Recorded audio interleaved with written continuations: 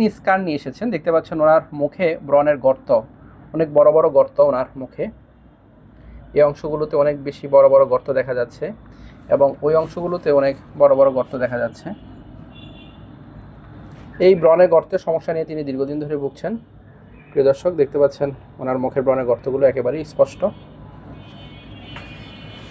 এবং আজকের এই ব্রণের গর্তের চিকিৎসা করছি আমরা, তা হচ্ছে আমরা ফেস পিআরপি এবং নিডলিং করছি। এই ফেস পিআরপি এবং মাইক্রো নিডলিং প্রসিডিউরের মাধ্যমে ওনার এই ব্রণের গর্তগুলো অনেকটাই কমে আসবে ইনশাল্লাহ।